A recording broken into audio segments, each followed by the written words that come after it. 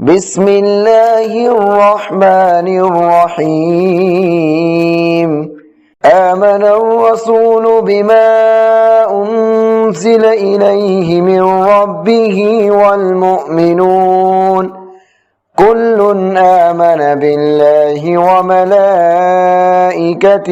وكتبه ورسله لا نفرق بين أحد من رسله وقالوا سمعنا وأطعنا غفرانك ربنا وإليك المصير لا يكلف الله نفسا إلا وسعها لها ما كسبت وعليها ما اكتسبت ربنا لا تؤاخذنا إن نسينا أو أخطأنا ربنا ولا تحمل علينا إصرا كما حملته على الذين من قبلنا